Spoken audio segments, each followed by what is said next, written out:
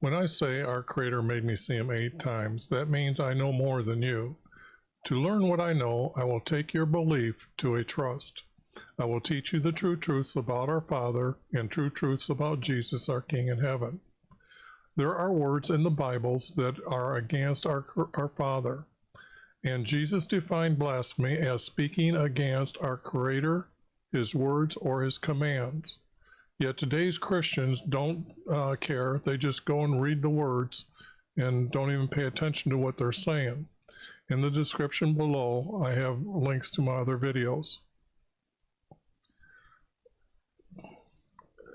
Let me get to, oops. Let me see if I'm, yeah, okay.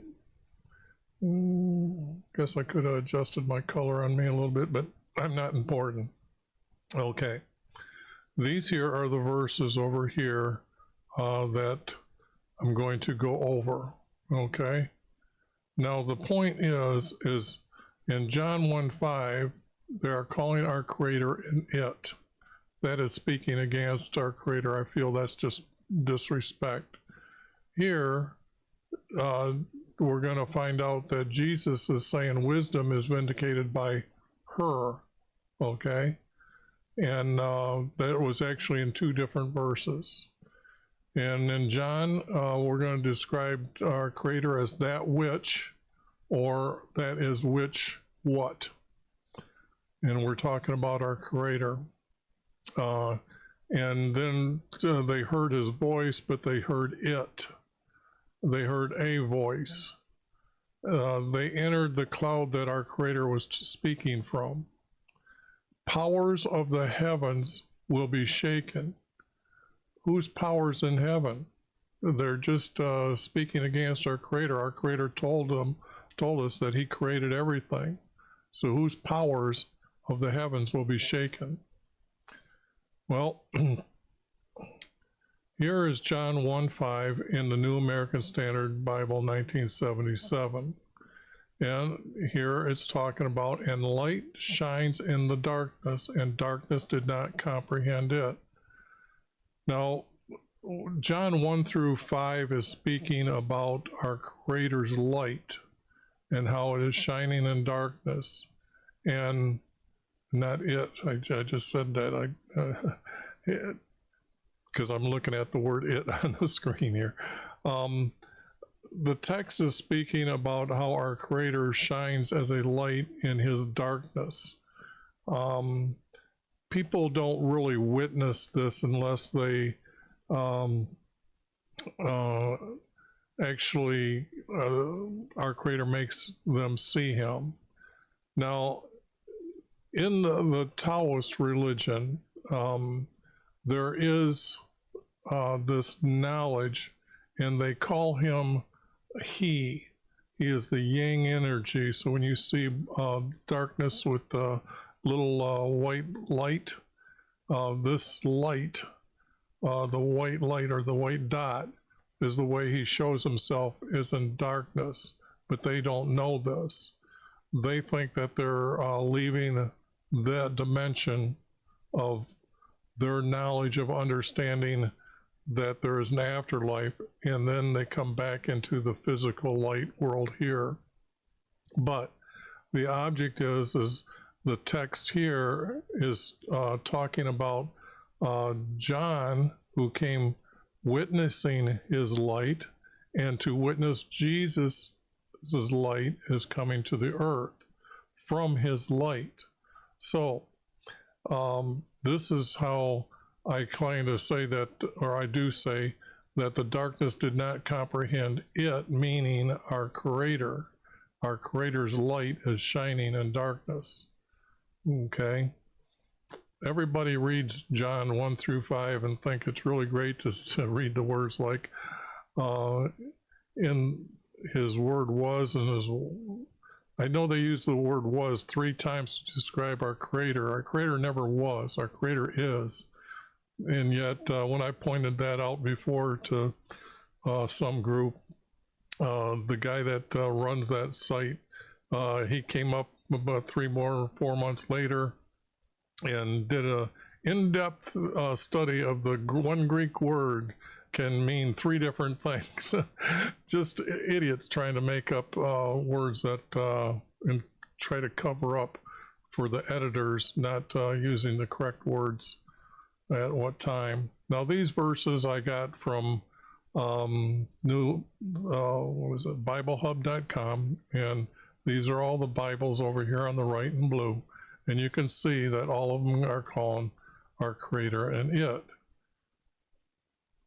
Now, when it gets down to this next verse in Matthew 11:19, this is Jesus speaking, and he's saying, the Son of Man came eating and drinking, and they said, behold, a gluttonous man and a drunkard, a friend of tax gatherers and sinners. Yet wisdom is vindicated by her deeds. Here, Jesus is giving a female deity over the word wisdom, or the giver of wisdom. This is Jesus speaking, okay? And we know Jesus would not do that.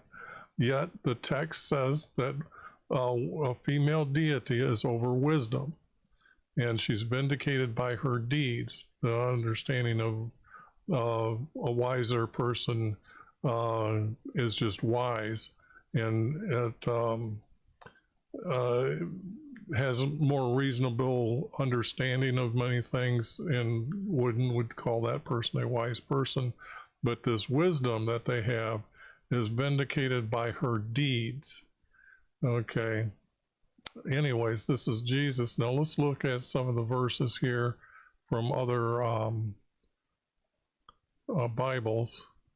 And wisdom is justified by her deeds. See, they read this, they didn't correct it. They liked the words her deeds, proven right by her deeds, justified by her children. Now she has children. A female deity has children.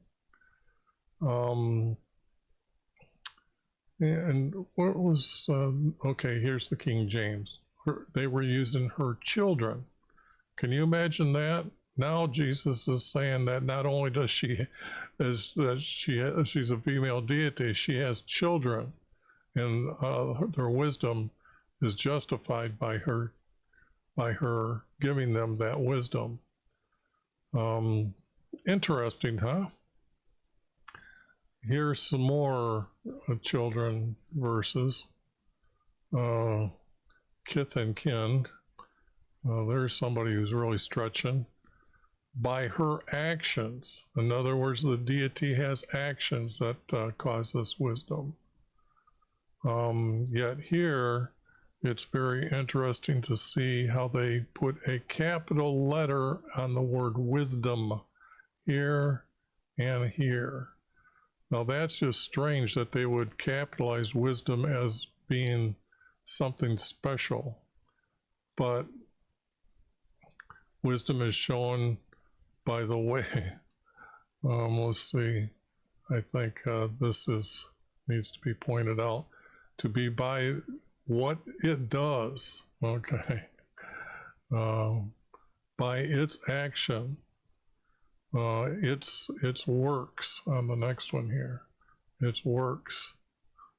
Interesting, huh? They all have this special knowledge that they can add those type of words here. Her works. Same thing as the word deeds, I would say.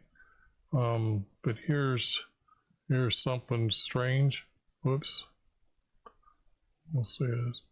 Wisdom is shown to be right by its results. Although that's the Living Translation. They don't really care how they write or what they write. They just want to make money from you. And here's the last verses. Okay, I'm gonna start the next verse here. This next verse is the same words Jesus said again, but God's wisdom, at least they got that part right, okay? But it is shown to be true by its results. if it's God's wisdom, it's not, you don't call it its results, okay? But they did try. They actually got the Good News translation. Okay, oh, I see. I'm starting with the New Translation for the next verse. Now this is Luke 7:35, and as God's wisdom is to be shown to be true by all who accept it. Okay, they changed a lot around on it, but here is Luke 35, what the other Bibles are saying. I got the first three out of New American Standard. And wisdom is vindicated by all her children now. All. Now we have the word all her children. This is Jesus speaking, remember. But look how many times they have the word female deity in here by giving her the status of her. So, and then follow it. These are extra verses that they're just using the word it or its. But again, they did do that capital letter again. So, okay, now comes a verse, John 4:22. Now here, this is Jesus speaking. And Jesus is saying, you worship, and he's speaking to somebody. Can't remember or recall the verses around it, but the only thing is he's talking about you worship that which you do not know. Now that which, what does Jesus mean by a that which you do not know? And then over here, Jesus says, we worship that which we know. Now here we have the text that Jesus is calling our Creator a that which. Now for the Trinitarian, and I'm not a Trinitarian, I've already taught against that. You can see Jesus had defined what Holy Spirit is, and by correcting the words, well, we know that by Jesus's words, it's our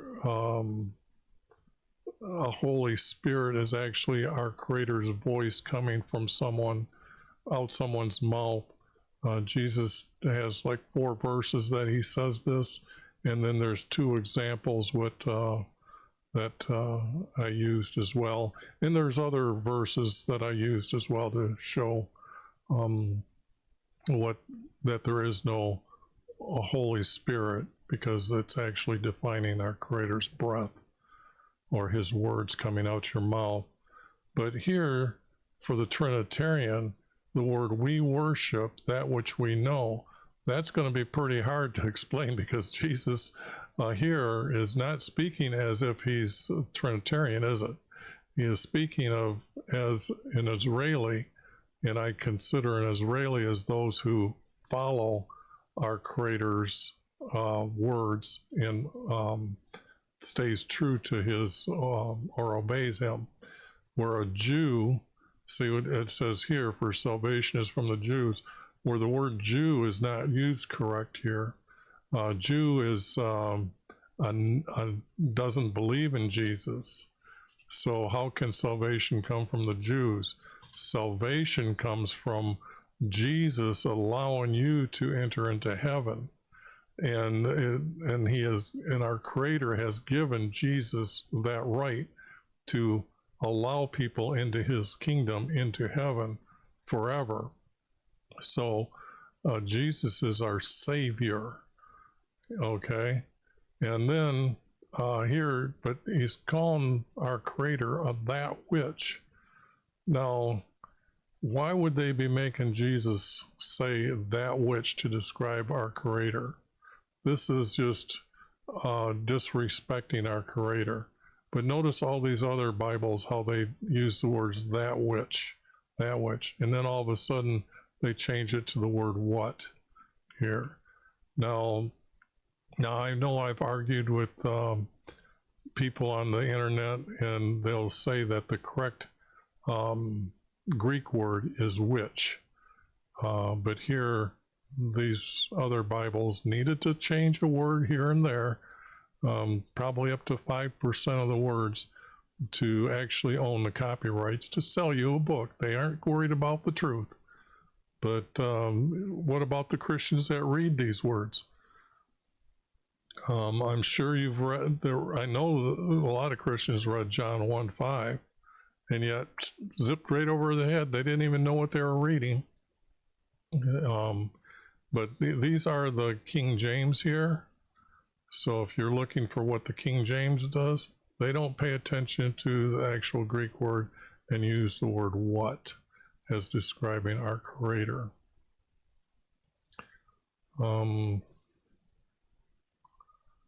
The one, the God,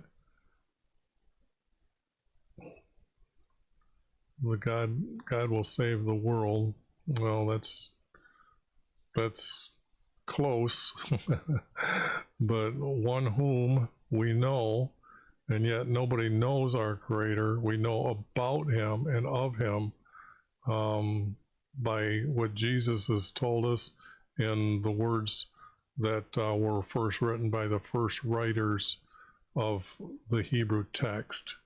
And I refer them to as the first writers because I've shown many examples of why the Hebrew text is being rewritten, and it shows wrong words being used other than the ones who would have been the first writers that witness our Creator. For example, would write something like Moses was told to build a tent for meeting with Him, and then later they took those words out and called it a tabernacle, and then they called it something else. I can't remember right now, but they're using other words that were not how our Creator defined His tent for meeting with Him, defines a tent to meet with Him. They use the word temple as well as this tent or house. In those words, temple being used at the wrong time or tabernacle being used at the wrong time just shows that the first writers would have not wrote that way. They would have stayed to the definition our Creator told them what it was, and that was a tent for meeting with Him. And then later Solomon built a house for meeting with Him. And here we have the word Jews again pop up, and Jesus would not be talking about the Jews given salvation. He came to preach about His kingdom in heaven. So that's why people were excited, is because now after Jesus ascended into heaven, that His kingdom was established.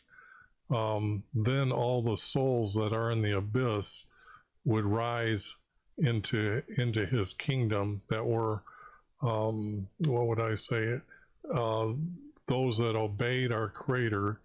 To obey our Creator is known as your righteousness. You can't use a secular dictionary to define the words in the Hebrew or the Greek text.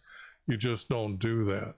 You define it by the words our Creator defines, or by Jesus define, or the writers, the way they are writing it in a sentence or a verse is how you define what that word means. Okay, here's John 29 and 30 out of 12, 29, 30. These are two verses that have to be stuck together here. Or no, these are the two verses. Okay. This one here will be 29 and the next one. Okay, now here, this I believe was at the time when Lazarus was being risen from being dead and being called out of his tomb out of the tombs. And I believe that's what I'm saying is correct. But what the people did, they stood by and heard our Creator reply, and they say, reply to Jesus, and they stood by and heard it. Now, if you're a first writer, a true believer, do you write words like this as to say our Creator, that they heard it, and it had like thundered, or this voice has not come for my sake but for yours? This is Jesus referring to that they did hear his voice, but even Jesus, they have him saying this voice. When you're speaking against our Creator, you are speaking with words like it and this. I truly are, you're speaking blasphemy against our Creator. But all these verses here are the same from all these Bibles. It doesn't take long to correct this neither. I mean, now that you know this, yet you read it and you just went on and didn't care, now when you read it, you'll know that you need to have this corrected if you're actually a Christian. I mean, there's so many Christians that are fake Christians today. I'm just appalled. They don't want to, they might read the Bible, they might talk like they believe in Jesus, but they don't listen to Jesus, they don't listen to our Creator, and just do what they want to do and say, yeah, I'm going to heaven because I ask, or I pray to Jesus, or pray to our Creator. And it's going to take a lot of mercy for our Creator to allow them into heaven. Or Jesus to allow them into heaven. But the object here is all these verses did the same thing and changed it from a that to a this. That voice came for your sake. That voice. That. Two that's. That voice. Okay. Anything to get copyrights, I guess. Anything but the truth. This voice. Okay, there was a few that cleaned it up. If you can see, there's no it's in here. Having heard was said. There has been thunder. So, yeah, there's some tried to clean it up, but others didn't. Now we come to Mark 9:7. Where a voice came out of the cloud. If our Creator spoke if our Creator spake to Jesus and the other disciples that were there when Jesus went to petition our Creator about suffering on the cross, our Creator came as a cloud and overshadowed them. Or not over, it really isn't overshadowing, but it was over them. And if it was on the ground, it would have been fog. So it represents this cloud was above Jesus. And then a voice came from the cloud, "This is my beloved Son." He wouldn't know that he doesn't need to say, "This is Jesus." It can be said differently and more correct without our Creator calling Jesus "this is." But they no respect here for our Creator. All these here did the same thing. It's amazing how the Bibles don't want to correct the text. Now here it's funny because while that cloud was there, Luke 9:34 has people entering the cloud. Now, how'd they go up and enter the cloud? When I'm reading the text, I'm trying to do a lot of visualization when I read. As you've heard from other videos, that by knowing where our Creator, where heaven exists and where our Creator ascended to, is very important to know where heaven is located from earth, because, like I said, Moses rose his staff to heaven to ask for a plague. Jesus asked our Creator for a blessing so Jesus could feed the many people. So it's very important that you have visualization. But here, these guys just entered the cloud. They just walked into our Creator's cloud while he's talking. I think that's kind of unique that the words are there. They had entered, and then beheld Moses and Elijah, who entered into the cloud. If it was a fog, it was a fog, but we know the text was over them, which was, okay, the cloud which will spread over them. Anyways, it wasn't a fog, it was a cloud. Cloud was above them. But there they are. They got verses like that. Now here comes one unique. Luke 21:26.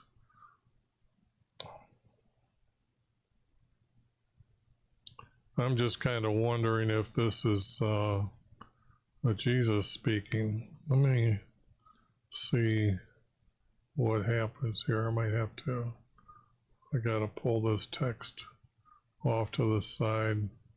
I don't want copyright infringements here. Luke 21.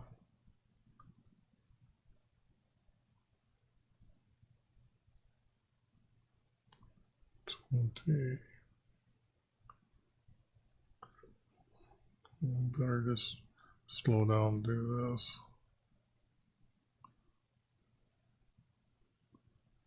Yes, this is Jesus speaking. Okay, and he's talking about I think he's talking about when Jerusalem is going to be destroyed. Yes, he's talking when Jerusalem is going to be destroyed. And the powers of the heavens will be shaken. This is Jesus speaking against our Creator. Jesus is blaspheming here. Can you believe it?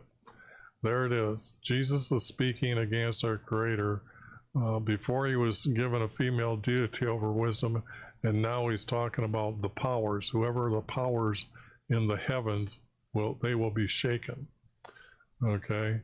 And all the Bibles have this too as well, as the powers of heaven. Okay, here's the word H or S added as in heavens. And then, okay, let's see. Here is an S, here's an S, and then down here, they added the host of heaven. That's who's going to be shaken, as the host of heaven. And and then the next one here is the heavenly bodies will be shaken. Now, what is host of heaven? Now, I told you that the second heaven is the stars, and when they have this motion of movement, they form a mountain, and the North Star is the peak of that mountain. And this is also known as the far north. Like I said, only one Bible tells us where heaven is at, and that's the New American Standard Bible.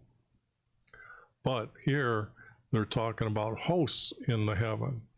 Now, as you know, pagans refer to the planets by gods, and they've given them names, even though the Christian church, or supposedly the Church of Rome, who was in power of all knowledge and science for over 1400 years, they left those roaming gods or hosts of heaven as pagan names. So they even allowed the days and months to be named after pagan gods. So much for the Roman Church being in charge of saying that they're Christians. But the object is these hosts are either these roaming planets, or people in Tibet had thought that when they die, they meditate, and there is this energy that, example, if you were to think slowly from your head and then down to your arm and your fingertips and back slowly back and forth a few times, you'll feel like this energy moving up and down your arm. Well, in Tibet, they know at a certain time when they're meditating or after they're meditating that this energy turns into a bubble or a round ball, or it's hollow. The thing here is they, let me get a picture to show you what I'm talking about. Let's see, let's go down here in the celestial powers, the universe, okay, and the sky. Well, that's wrong use. Their heavens would be, sky is our sky. Shall be moved. Yeah, that's the end of it. So that's good. And the powers of in space. Wow. In space. Or the forces which control the heavens. So forces, you know, Christians ain't writing these or editing these verses here. You just know this isn't here. But I also know by all these others that they aren't correcting it, so they don't care. Let me get what I'm talking about. Let's see, do I have it here? Because there's a meditation practice that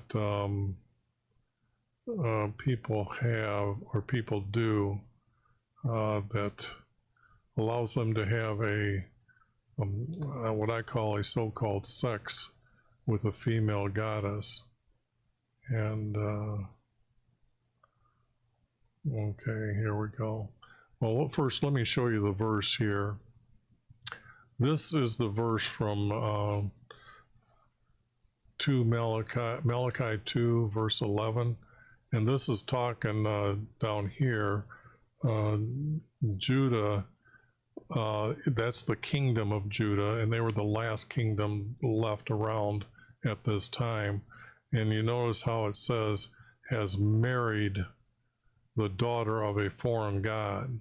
Okay, now Ra is the sun god from Egypt, okay, and it's his daughter, the moon god, that I'm talking about, the hosts of heaven, okay, these are hosts of heaven, married the moon daughter of a foreign god.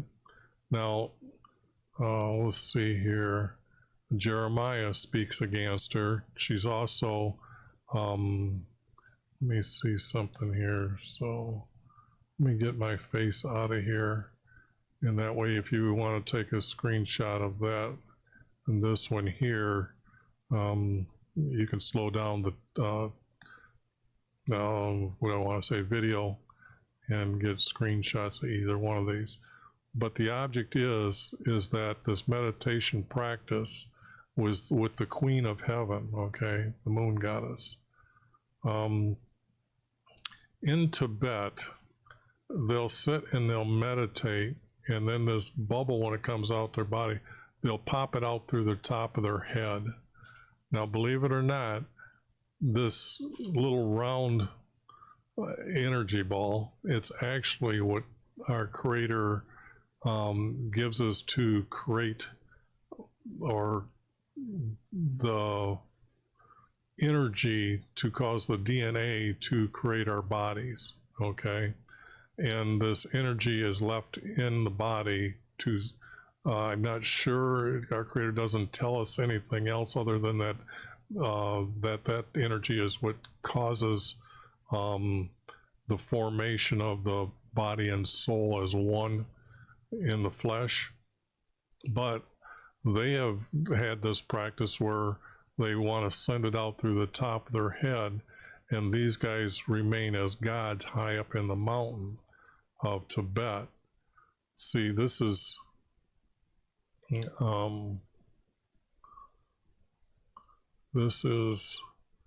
the little area for this guy here. They made a little hut around him, and they come and they make offerings to him. But it shows that he released this energy through the top of his head. Now, actually, there's another way to release this energy, and that's through the forehead. And the Taoists practice that type of practice. But these guys become so-called gods, but they're in their symbolisms of all this knowledge, and see how the energy is leaving through the top of their head. So it just means that this is what they practice. Later they learned how to have the body healthy, and there's actually a man underneath this. This is the body is now mummified like the one up here, but it's in fullness, and not so much as this earlier practice they had. From this is known as the Tibetan mummy somewhere. Okay, I got these images off of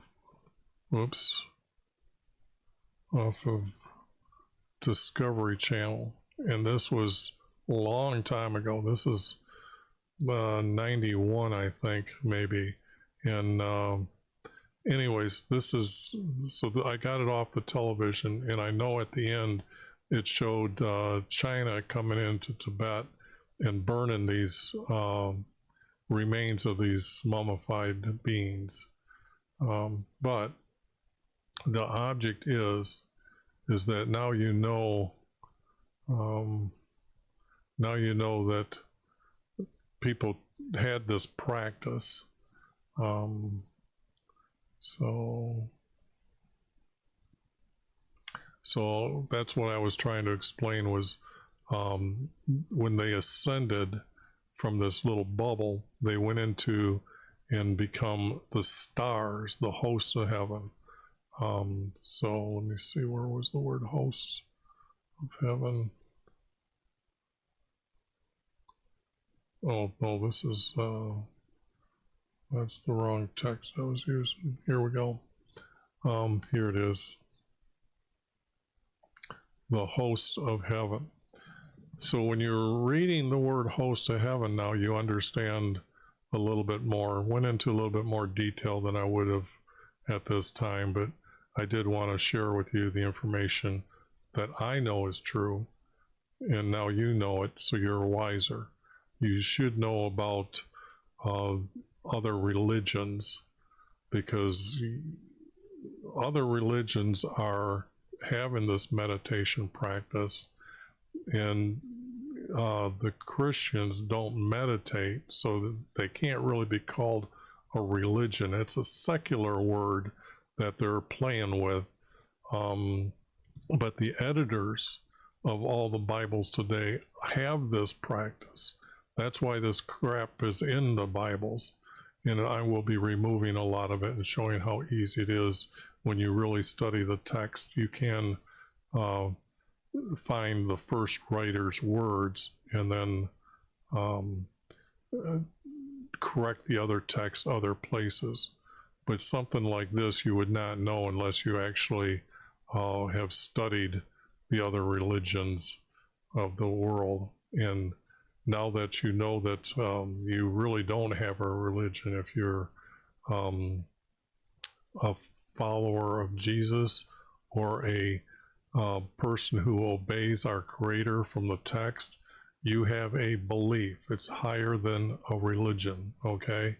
And once you learn everything that I can teach you, it'll take your belief to a trust, and that's what I'm here for.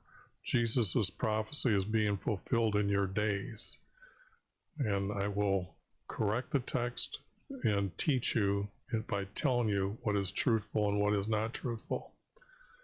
And I will get on to the next video soon.